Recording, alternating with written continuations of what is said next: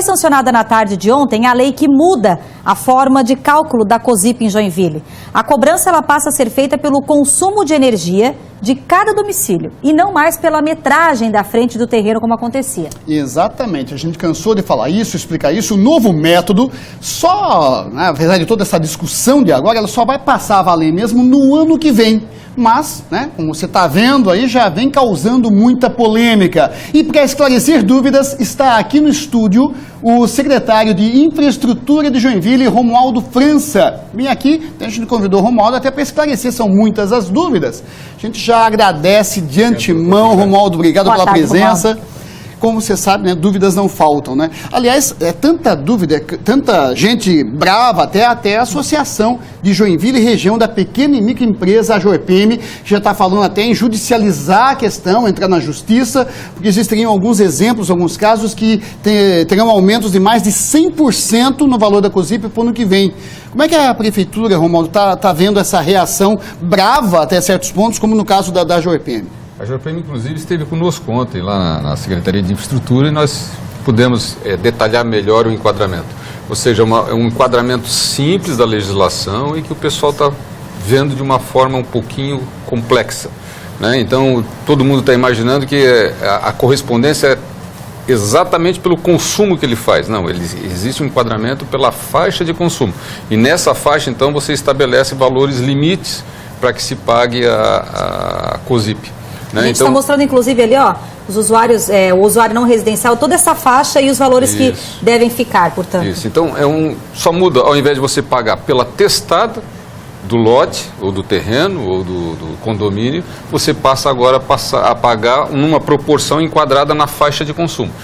Isso nós pensamos, porque se fôssemos hoje recompor a capacidade de investimento do município, nós tivemos um aumento de 2013 até final de 2016 em torno de 147% da energia. Se nós fôssemos só recompor isso pelo reajuste da energia, nós teríamos aí um valor extremamente alto para as famílias de baixa renda. E nós temos na parte de baixa renda, nós temos aí 34,5% de unidades consumidoras. Então fizemos a opção de praticamente baixar o valor da COSIP para esses usuários e majorar para os outros enquadramentos, ou seja, reduzir a proporção da conta de energia que paga pela COSIP. Então, esse entendimento fizemos... No caso de terreno baldio, terreno que não tem nenhuma unidade consumidora, aí continua o cálculo velho? Continua sendo pela testagem? Da mesma forma, Osni, se o imóvel está situado em ruas que são atendidas pelo sistema de iluminação pública, esse imóvel continua pagando pela testada do imóvel, por ser baldio.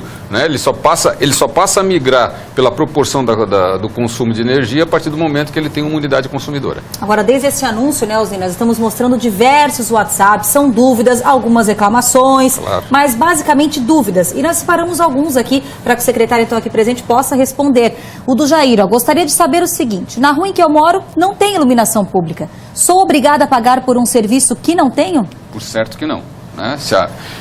A verdade é que a iluminação pública não é para servir única e exclusivamente a rua em que ele mora. Ou o poste na frente da casa da pessoa. Ou a poste na frente da casa da pessoa. Ele tem uma função muito mais ampla, que é de segurança da cidade, que é de iluminação de praças públicas, que é de iluminação de patrimônio público.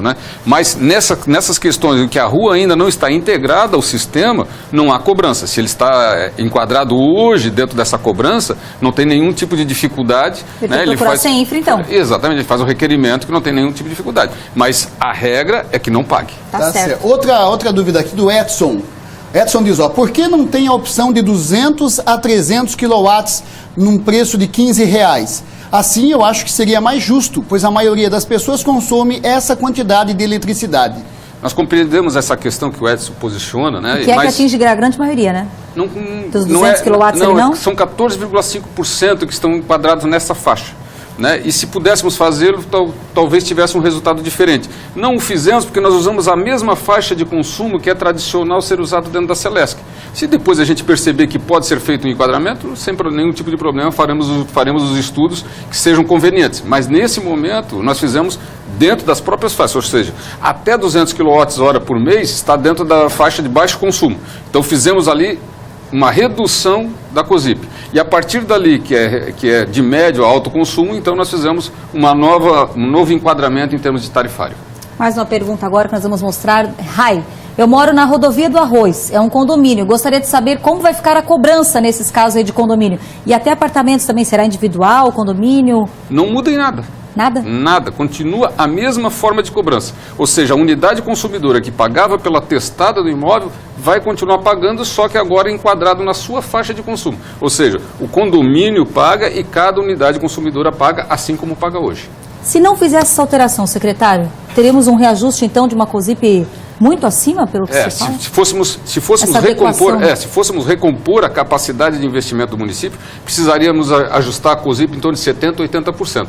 Né? Com essa estratégia, nós estamos imaginando recompor em torno de 20,3% a capacidade de investimento do município, né? E sem majorar em excessivo aos outros usuários, mas isentando uma boa parte que vai ter uma redução aí na sua COSIP. E que venha um retorno, então, né? E o retorno vem, né? A previsão é de que aumente a arrecadação. Exato.